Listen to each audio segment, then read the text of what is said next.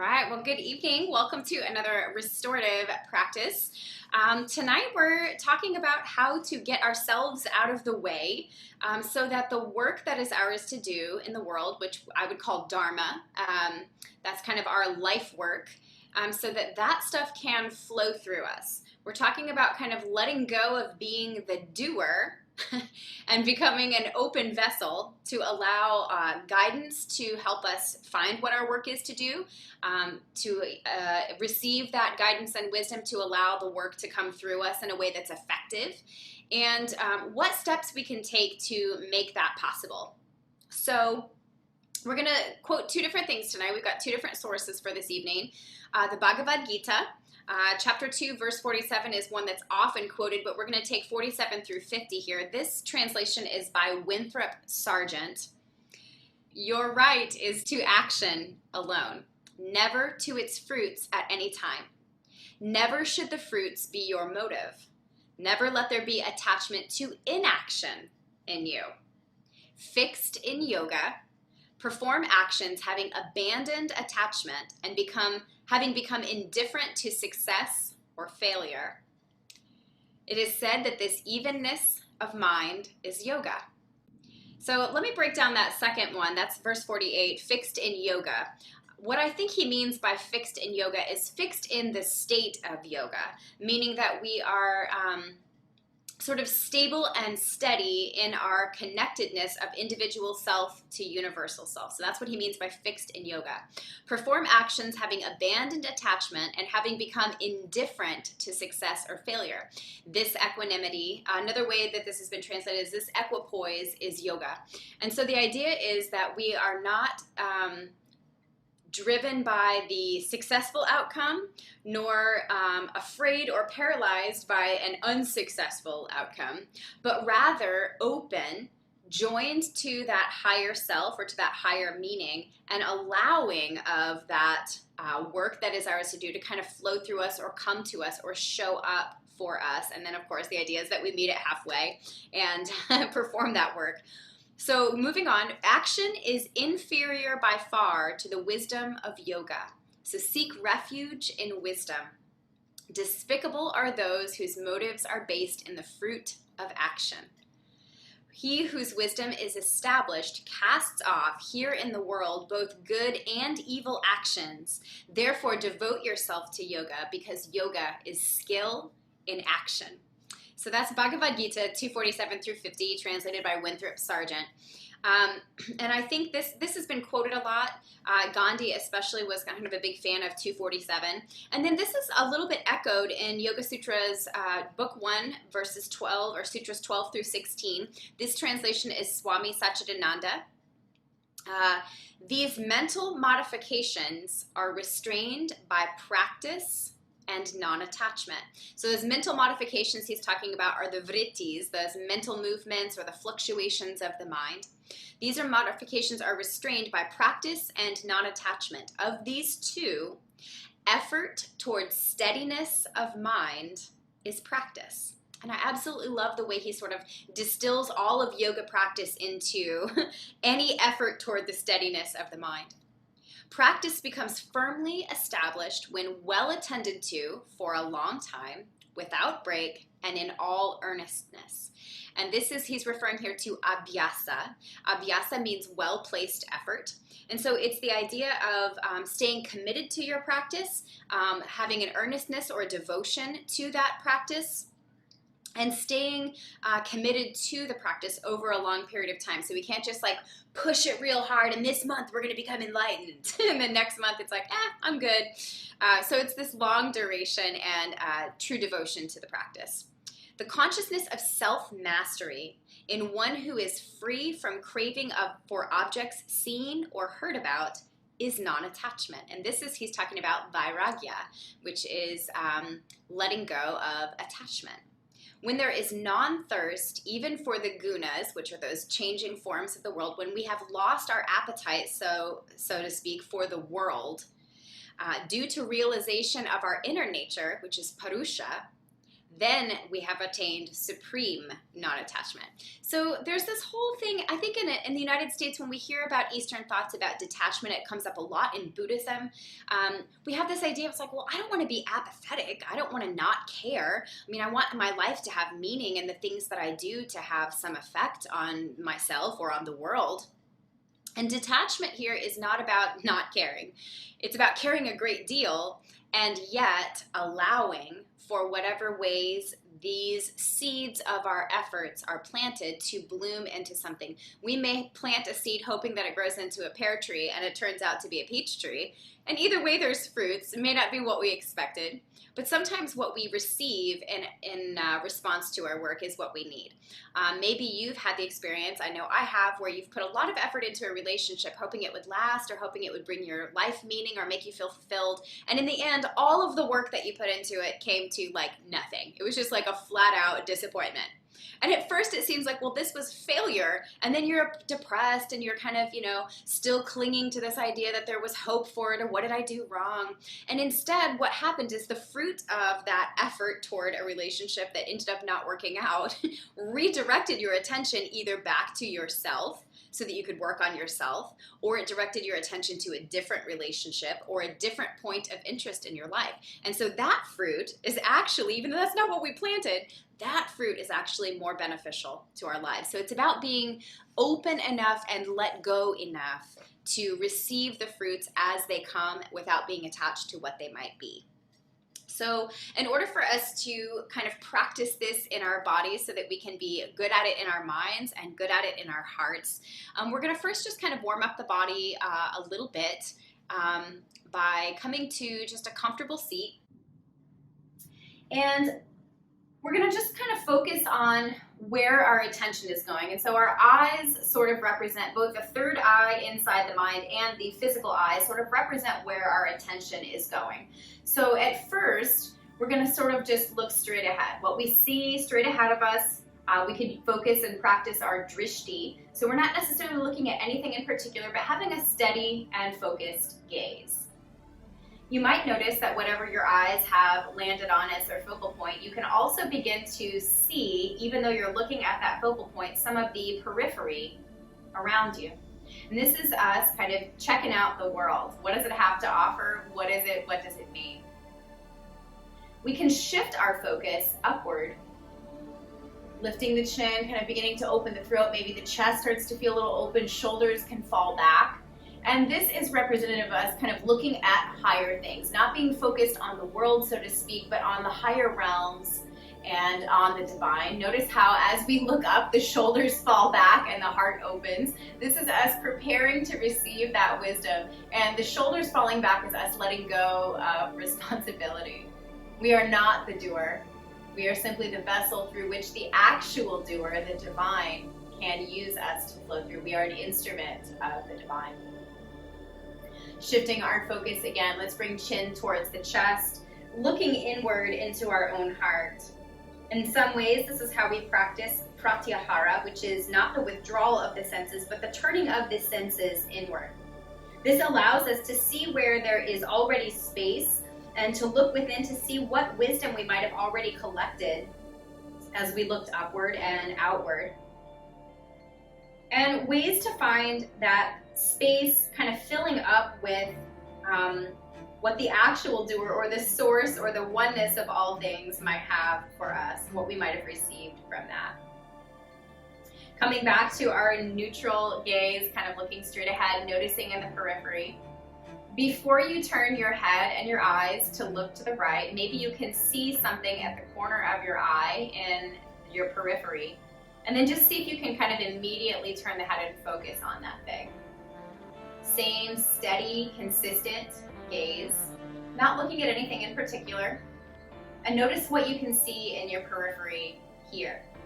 As we turn away from what the world has to offer, sometimes we see these little side adventures, or we see meaning behind something that we haven't seen before.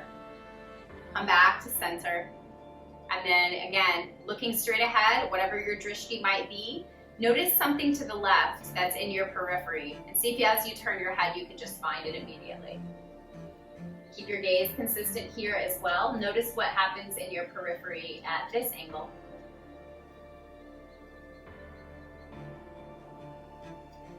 Wonderful. Coming back to center, let's just drop chin to chest and then draw right ear up to right shoulder, back to chin to chest, left ear, left shoulder, just kind of keeping this soft fluid motion going. Maybe you inhale ear to shoulder and exhale chin to chest. Beginning to focus the work that we're doing with that flow of prana. Maybe just a few more breaths like this. And then pausing eventually with chin to chest.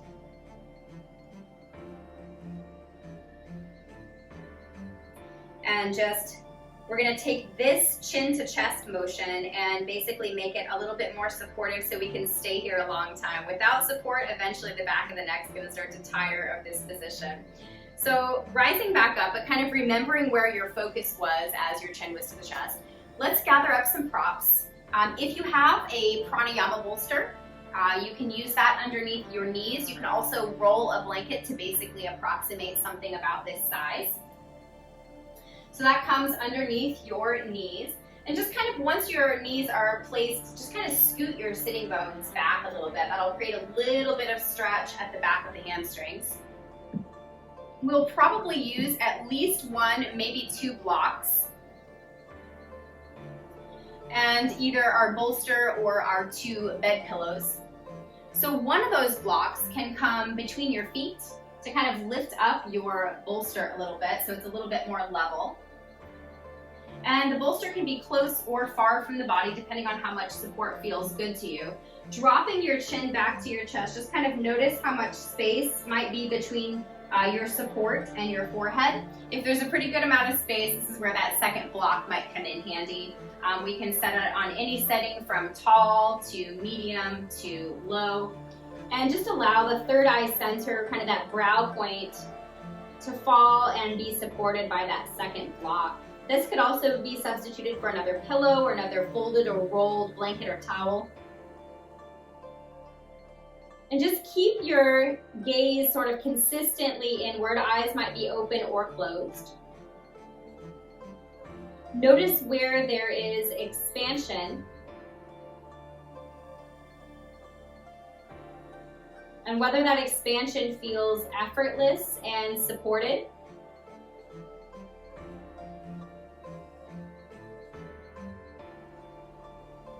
Feel the flow of your breath moving in and out of your body.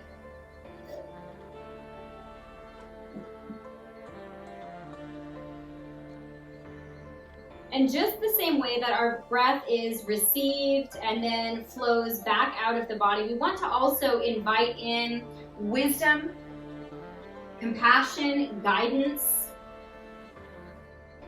That comes in with the prana, with our life force, with our in-breath. And as our breath flows out, it's worth noting that this exhale is the actual active part of our breath. The abdominal muscles and the diaphragmatic muscles push air out of the body. And then as those same muscles relax, that fresh breath just flows naturally in.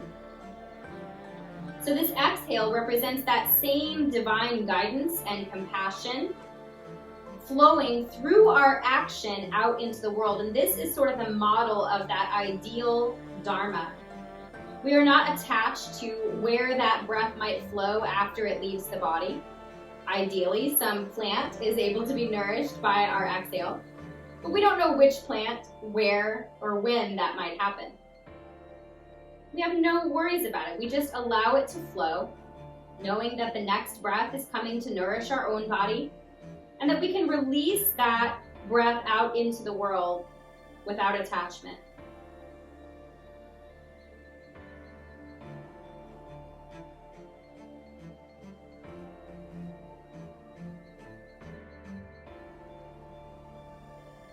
Maybe take about 5 to 7 more breaths here, but begin to deepen your breath. So we have a little bit more intention behind that exhale as we kind of squeeze breath out and relax to allow breath in.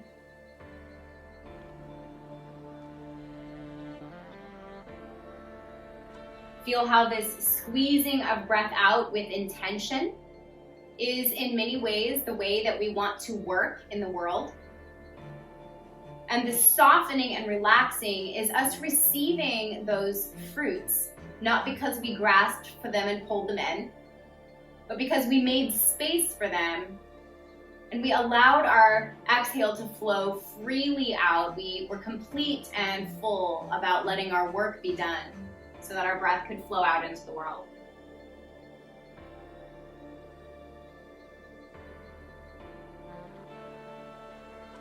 Finding your last breath or two in this forward fold. We'll begin to rise up back to our seated shape, just noticing again that sort of neutral forward gaze. Not looking at anything in particular, just noticing the periphery. Maybe we're a little bit more aware of our inner self, the heart center, after having gazed inward for some time. Blocks might be useful in this next pose, maybe not. If again you have either a pranayama bolster or a blanket roll that is similar to that prop or your bolster or bed pillows might be helpful for this next prop. So pose. We're gonna bring our legs behind the body and we're gonna come to lying on the belly. So this pose could use different props for different people and different shapes of bodies. So feel free to experiment here. A shorter person might enjoy the pranayama bolster kind of underneath the armpits and just kind of a little gentle pressure into the elbows to lift the head. We could use a block to rest the forehead on again here. Another way to take this Sphinx pose is with the bigger bolster. And again, this might be too much support. If you have a heavier chest, this may or may not be comfortable. But bringing the bottom of the ribs kind of to the closer corner of your bolster. And again, we have the head lifted here. This could be just lifted through effort, or since we're in a restorative class and we like to feel supported, maybe we can just bring a palm softly to the temples and just allow the hands to softly support the head. What we're looking for is a heart forward shape, a little bit of compression at the low back. And the effort here is the shining from the heart center. The ease is in the pelvis sinking low towards the floor and the legs and feet soft. You can experiment with different widths for your elbows and different kinds of support. Fists underneath the jaw might also be comfortable. You can also rest your head forward if you like, but keep your heart kind of shining forward and some extra space between the bottom of your ribs and the pubic bone. So any amount of support here to help you stay in your Sphinx pose. And here we're kind of gazing out again into the world. We're just noticing what we see, what's in the periphery. Whatever your gaze has landed on, whether it has any kind of significance or not, just let your gaze be steady.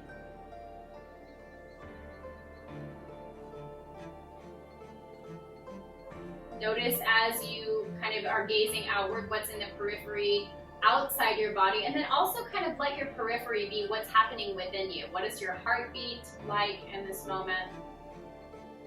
Does this shape in the body make more space for breath in to the chest? Can you more acutely feel the diaphragm pressing inward towards the spine as you breathe out in this shape?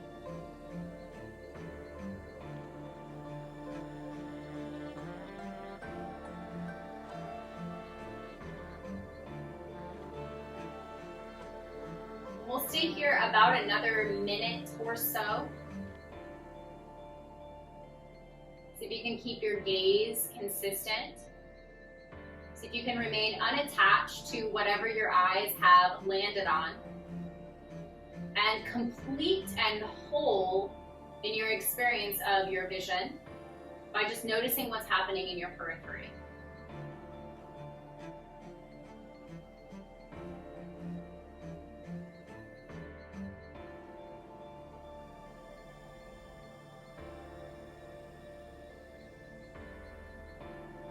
As we open here, we can receive breath in through the crown, through that divine connection.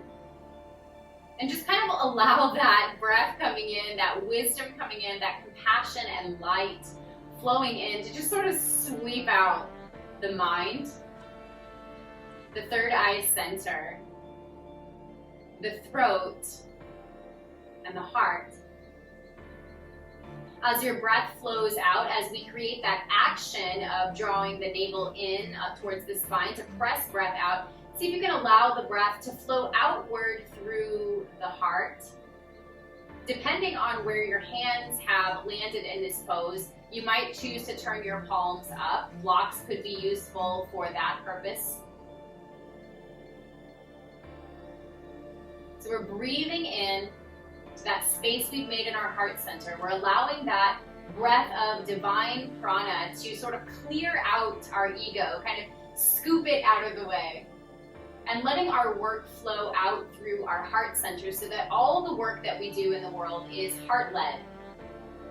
We might even imagine our breath flowing out through the heart, down through the arms, and out through the hands, if that makes sense for the pose that you're in. Letting our work in the world be divinely inspired and to come from our hearts.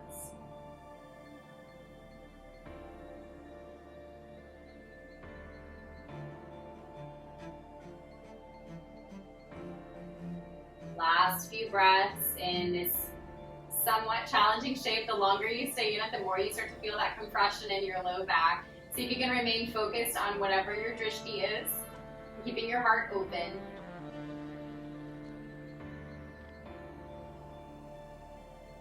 Then start to relax your body down. Maybe your chin or your forehead rests on your support. Use your hands to just gently press yourself up into a tabletop shape.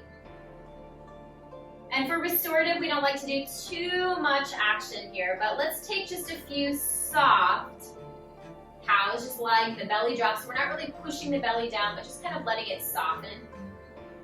And on your exhale, start to draw your navel up towards your spine and actually feel the back of the heart lifting. So we're just kind of gently reversing that motion. Softly, again, almost neutral, but just let your belly be soft. There might be a slight curve to the low back. And then as you exhale, draw up into a cat shape, pulling your navel in towards your spine. Let's take two more like that. Soft and neutral belly. Cat shape as we exhale. Inhale, soften. Allow that breath to rush in. Exhale, find your cat shape. Knees might widen here, and depending on what bolsters or supports you have nearby, we might take a brief child's pose, either supported or unsupported. If you have that bolster handy, you can use that to just let the body drape over. We'll just stay here a short time, just to neutralize the spine, to give ourselves some support. Maybe we have that forehead to the support so that we're looking back inward again, sort of checking in with ourselves after we've given to the world, after we've allowed that love and light to flow through us, to inform our Dharma, to allow our work to be heart-led. Maybe we check back in with our heart and just see how we feel.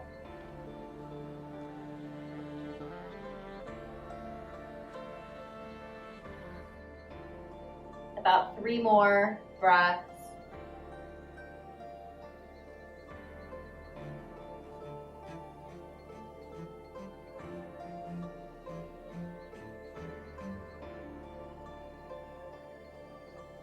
And turn your palms down, maybe bring them underneath your shoulders. Start to press your way back to seated. We're going to open our heart again, but this time, unlike our Sphinx pose, ideally we are a little bit more supported here and a little bit less active, but we still want to feel the heart. So what we're going to do is set our bolster or bed pillows to one side of our mat and come all the way down to the spine again, flat back, sacrum, shoulders, and skull on the mat. Take a few moments here to kind of feel neutralized. Maybe we can kind of press the feet into the floor and kind of pull the sacrum away from the head. Find a steadiness. Notice where your supports are so that you can reach for them without turning your head. So just kind of notice now. And then gently take that big breath into the low belly. So just allow that breath to fill you up. Maybe even hold your breath in for a moment. Feel that fullness. As you exhale, press your feet into the mat and start to lift your sacrum. We're going to draw your bed pillows or your bolster support underneath your sacrum. If you find that the support you have is too high and therefore uncomfortable, feel free to substitute a block or a block with a blanket, a soft blanket on top. But how we want to land is where the flat part of our sacrum is supported by some kind of prop so that we can stay in a supported bridge pose. Your arms can kind of be down by your side like Shavasana. They can also come higher or wider, closer to shoulder height. So just notice what feels good to your body. We might just gently kind of pull the crown of the head away from the heart. This might tuck the chin a little bit or press the chest a little towards the chin. And then feel in this space as we are supported, as we are completely surrendered. Just like an animal shows its belly upward when it's like ready to be vulnerable, when it trusts you, it shows you its belly. We're kind of letting the divine or that higher self know, I trust you. I show you my belly, I trust you. We're allowing ourselves to be supported, and as the sacrum is lifted, notice and feel how open the heart is here. We might also, again, take that breathing exercise where we're breathing in through the crown, and just allowing that divine inspiration kind of sweep out the mind and the third eye center, sweep out the throat, and travel to the heart. The heart might be slightly lifted here just because of the arch of the spine. And so we might just imagine that gravity is taking that heart energy, that divine energy that we pulled into our heart center, and allowing it again to flow down to the shoulders, down the arms, and into the hands, so that all the work we do, all of our Dharma, is heart-centered, heart-led, and divinely inspired.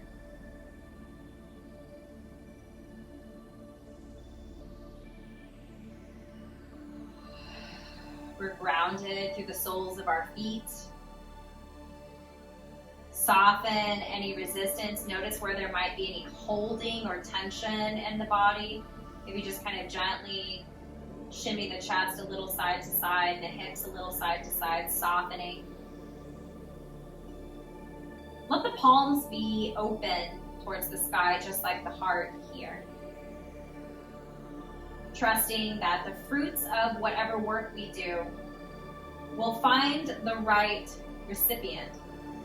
Sometimes the work we do benefits ourselves, that like self-care. But even self-care, when we do it right, when we do it with commitment, benefits way more than just ourselves. Benefits the people who share a house with us, who share an office or project or work with us, or who share children with us.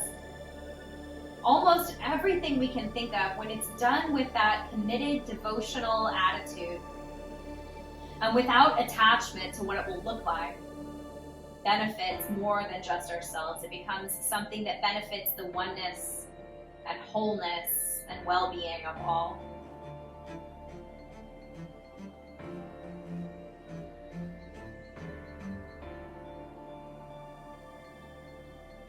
And even though the exhale is still the active part of our breath, notice in this shape how inhaling and pushing the belly up and open almost feels more active, and softening as we exhale. It's really still active on that exhale.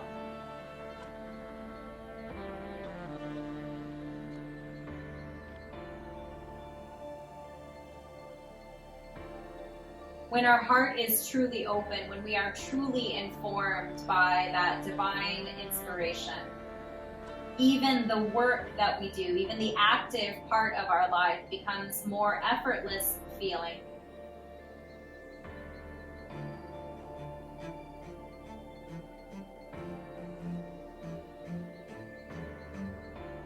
you're comfortable here as you are, you can stay.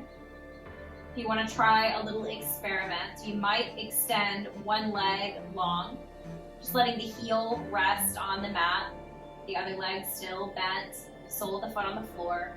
Just notice how that asymmetry changes the way the pose feels.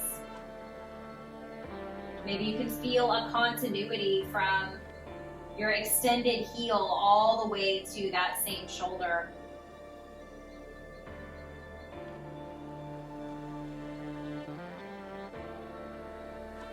If you've extended a leg, maybe switch to the other side, rebending that knee and extending the opposite leg now. Again, just noticing, see if you can stay relaxed.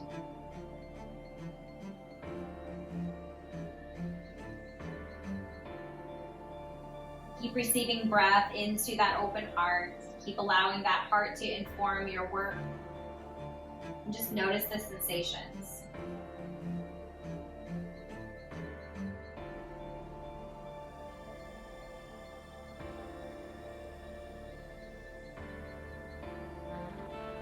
If you still have a leg extended, maybe bring both soles of the feet back to the floor. And take about 5 more slow, patient breaths. Be very generous with your exhales. Give everything you've got. Allow that effortlessness of gravity to assist you in fully giving your breath out. And receive openly. Be receptive to that breath coming in, to the wisdom coming in, to that guidance coming in. The more open we are through our heart, the more connected we can be to wholeness, to oneness, to the sacred.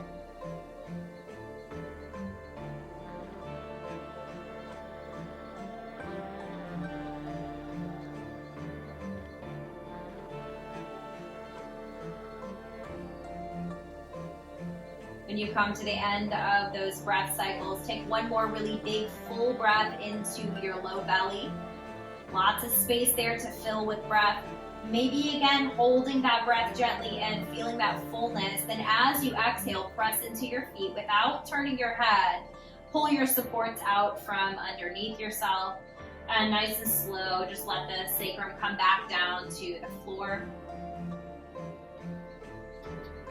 Knees might fall side to side a few times. They might softly come into the chest. Try not to do too much of a reverse right away. Maybe the tailbone stays close to the floor rather than peeling up off the mat.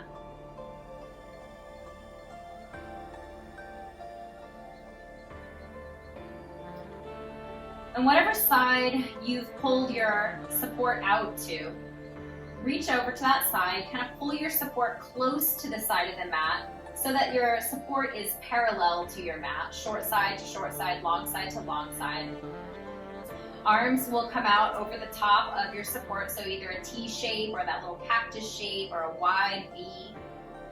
And as your leg that's closest to your support extends long, just take that opposite knee and let it fall open to one side, just for a breath or two. It doesn't have to come to the floor. Just let it fall open, kind of feel that little bit of stretch on the inside of the thigh.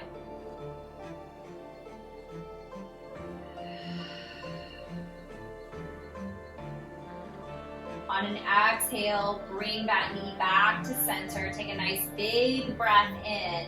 And then exhale to let that knee cross over and maybe it finds support on your bolster or bed pillows. That extended leg can come to a bent shape if you like. It can also stay straight depending on what feels good to your body. And then just see if you can soften here.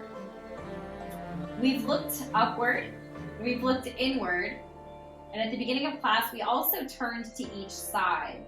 So maybe let your nose fall the opposite direction of your knee. Eyes can be open or closed here. We're sort of turning away from whatever goal-centered focus might be straight ahead of us.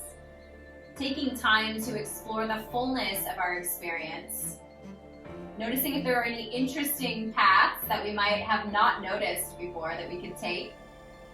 And just allowing our intuition, which is that connection to that divine wisdom, to guide you. Heart is still facing upward towards the divine. Hands are still open. Heart is still informing the hands, but the gaze is turned. Just staying in that steadiness of self, even as the gaze shifts, even as our work shifts, even as everything in the world is sort of swirling around us at any given moment. Taking that time, that practice, that devoted practice of remaining steady within the self.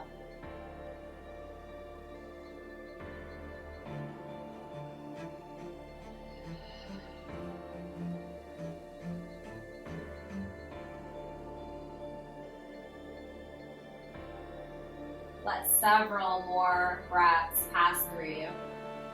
We might continue to receive breath in through the crown,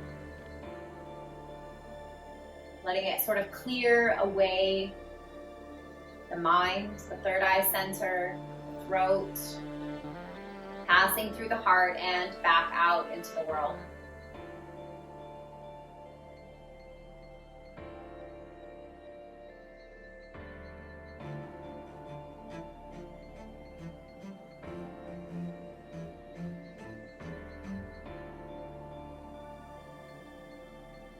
Take about 5 more breaths like this. The work is pressing the breath out, letting that prana pass through us and into the world. And the receiving of the next breath is passive. It is that sense of allowing. By doing the work, we make the space, and the rewards of our work come effortlessly, and with an attitude of detachment.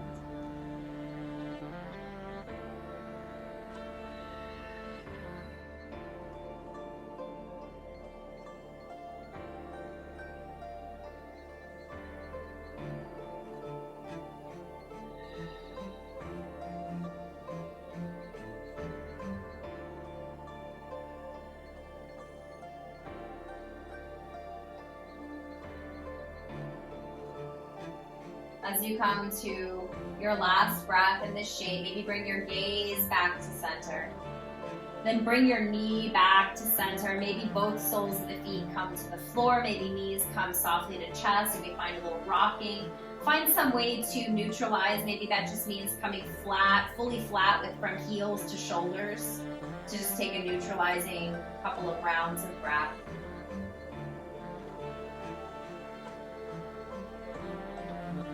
If that support was useful to you in your twist, maybe just roll your support to the other side of your mat now. Same position, just alongside, parallel, underneath your arms as they come wide. Your leg closest to your support is out long. Other knee comes to chest. And just for a brief moment, just kind of let it fall open. Maybe the pinky edge of your foot is on the floor and knees just wide. Just a few breaths like that to feel this opening here.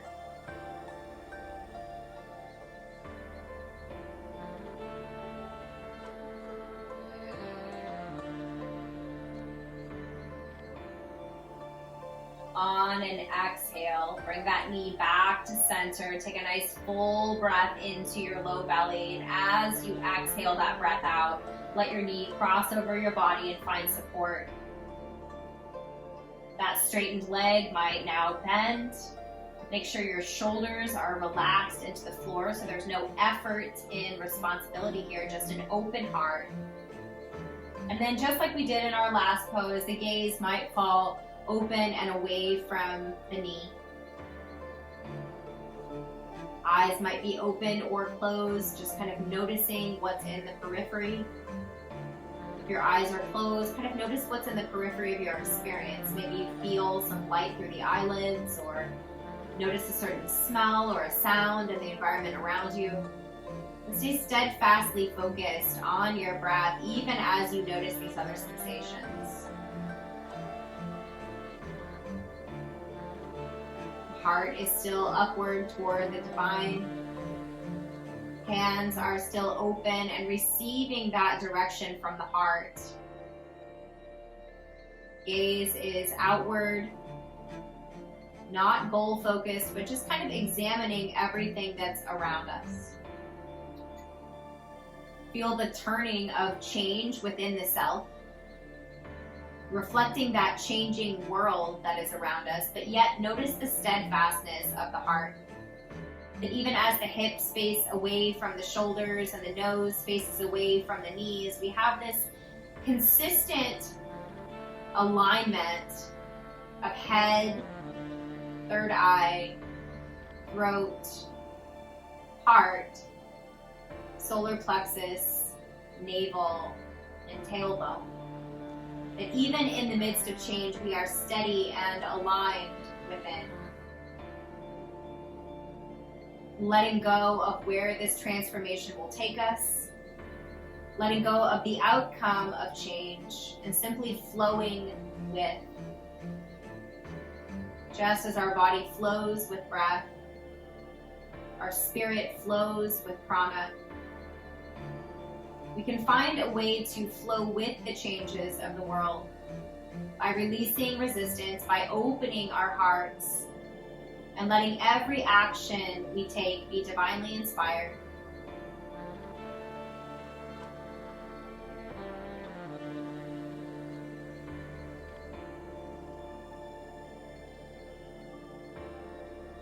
See if you can stay consistent in your breath.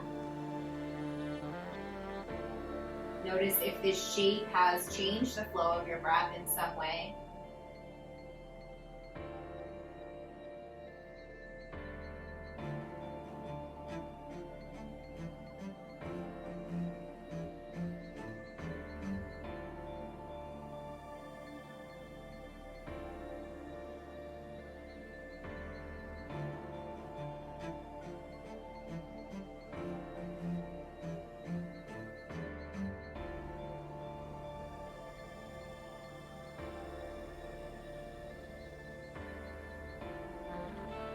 Maybe 5 to 7 more breaths here.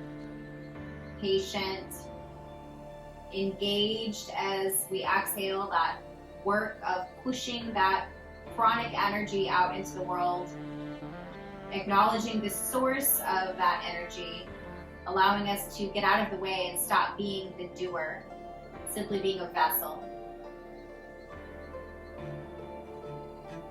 Let the receiving of your each breath in be passive.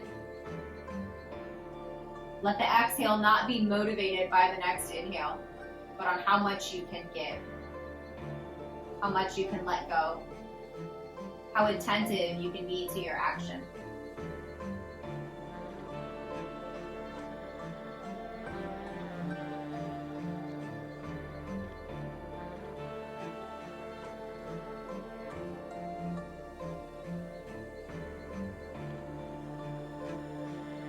Taken your final breath in this shape.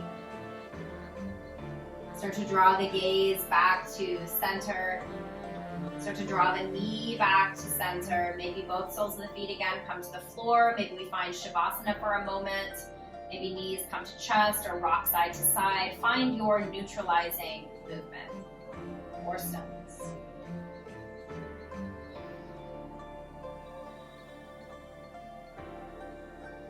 It might even be that the knees come together and the feet wide for a moment to relax the sacrum.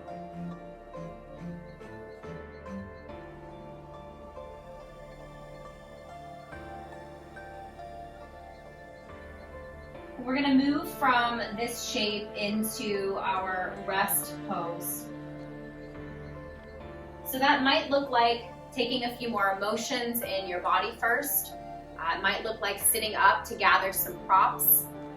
There's a lot of different ways you can take this last shape. A very, very passive way to receive some energy back to yourself, especially if it's been a long or exhausting day of action, is a legs up the wall shape of some kind. Legs can just go straight up the wall. They can also rest on a bed or couch in front of you, or you could build with your blocks and your support, your bolster or bed pillow support, a little shelf to place your feet and calves on.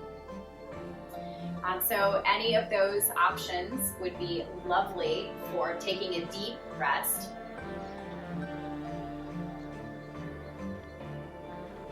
So we're allowing ourselves to rest, not as laziness or as a refusal to accept the work that is ours to do, but more as a way of supporting our work. Nobody has infinite energy in the body. No one embodied has infinite energy. So it's important for us to allow the body to rest, and we can think of it as a way of creating more productivity. That in our resting time, in our meditation time, in our contemplative time, and in our bodily resting time, our sleeping and napping and resting time, we allow space for new ideas to flow in. We allow ourselves to be open and vulnerable, heart open and guided, and taking that time as almost like divine consultation, especially when we don't know what's next for ourselves or we're not sure what the next action is. That's when we pause and allow ourselves to be guided. We open ourselves up to that wisdom. We get ourselves out of the way. We don't try to just guess or try to figure it out on our own. That's when we let go of ourselves and just allow that divine connection of the crown center to the heart, and then the heart to the hands.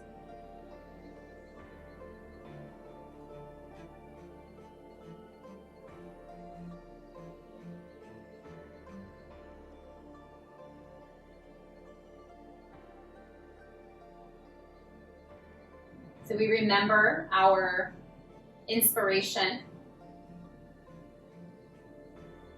from this evening coming from the Bhagavad Gita. 247 is often quoted.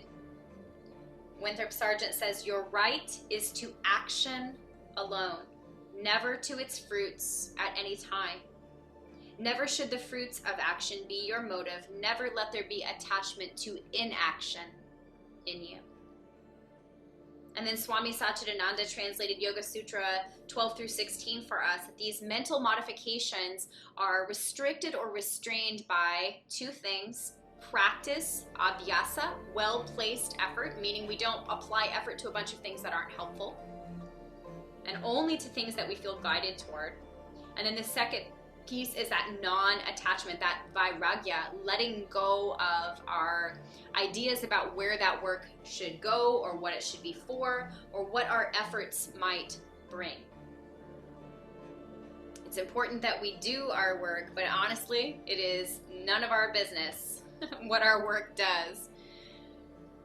There are so many people who I hadn't seen for a long time who'd come back up to me later in life and be like, "Remember that falling out that we had? That really blessed me."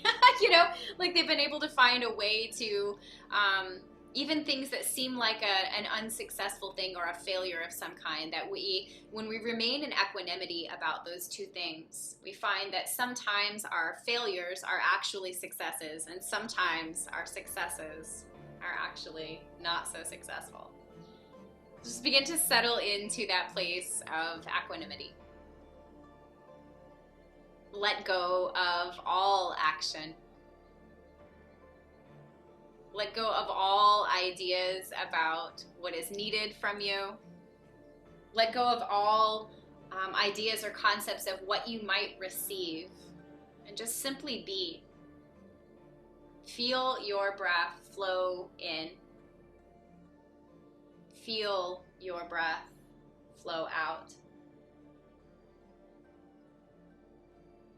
Acknowledge that prana and energy is moving in and out with your breath, that you are simply a temporary holding place for breath, for energy, for inspiration, for love, for compassion, and just allow it to flow through you as effortlessly as your breath.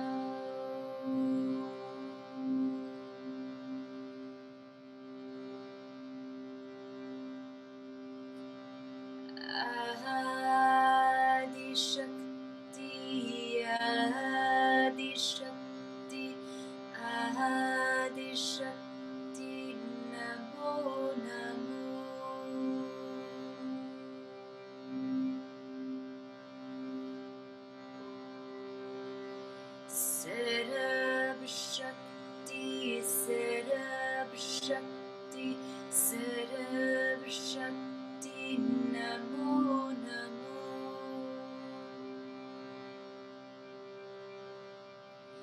Pritam Bhagavati, Pritam Bhagavati, Pritam Bhagavati, Namo Namo.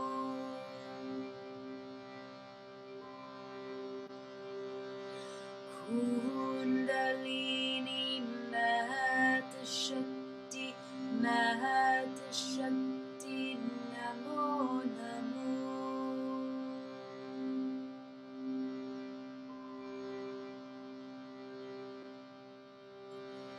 Ahadi Shakti, Ahadi Shakti, Ahadi Shakti, Namo Namo.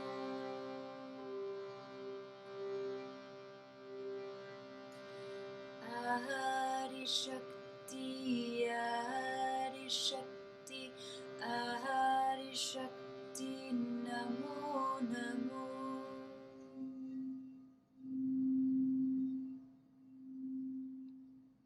Ahadi Shakti, Ahadi Shakti, Ahadi Shakti, Namo Namo.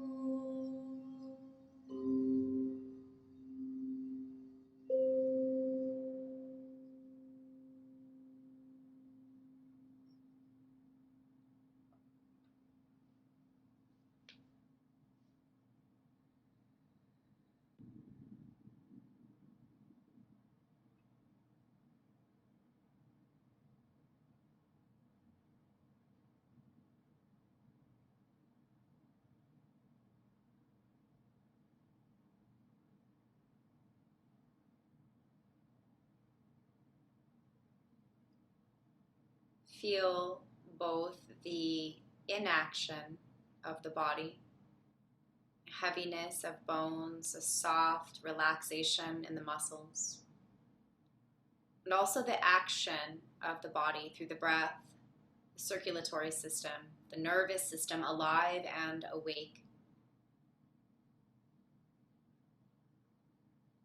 Feel those same dual feelings in the mind. Maybe the mind is now quiet or relaxed, and yet so alert as to notice the smallest details in your environment, of your experience of this moment, and that continuous receiving of your inhale, involuntary and passive, just like the continuous messaging that we receive from the divine, from the sacred, from the wholeness of what we are. That is always flowing into us, and we can pay attention to it or not pay attention to it, just as we do with our breath. Notice how the inhale, that receiving, that passive receiving, leads us to the need for action as we push the breath back out. And in the same way as we receive these divinely inspired ideas into our minds, we do feel a call to action. Notice how it feels to be both passive and active at the same time. And invite this experience to happen more regularly. We are an open vessel, and that all of our actions are heart-centered and divinely inspired. Let your body come slowly back to action. Let the movements of your breath, your lungs, and your heart begin to work their way through the blood vessels into the fingertips, the toes, the head, the face, the limbs, starting slowly and working your way back into an active state. Maybe we take a long or wide stretch in some fashion from whatever shape you are in.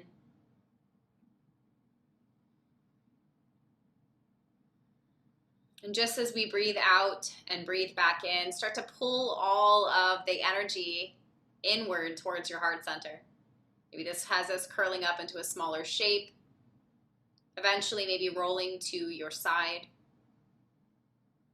finding that effort and ease, finding the solid support below and the open space above. Again, all these dualistic things that are happening at the same time, simultaneously in the body and the mind. Eventually finding your way to rise, finding a seated shape. Find steadiness in the low body, hips and sitting bones. Find spaciousness in the heart and in the length of the spine. Open your eyes and look directly ahead. Just notice what's in your periphery. Notice what your eyes have landed on. Keep a steady and consistent focus there. And just take in the whole experience, not just what you're focused on, but everything around it as well. Then turn your gaze upward, lift the chin, open the heart, open the throat. Notice the shoulders sliding back. The responsibility for doing not on you, but through you, from the original source, from the doer, from the divine. On your next exhale, shift your gaze back inward to your own heart. Notice the space there. Notice the gifts you have already received and the fullness in your heart as you allow the divine to flow through you. Coming back to neutral, take a moment to look left and right. Noticing everything in your periphery. As you take in the sights and sounds, not of a goal straight ahead of you, but of the whole experience, the diversions, the paths. Coming back to center, draw your palms together. The individual self and the cosmic universal self as one.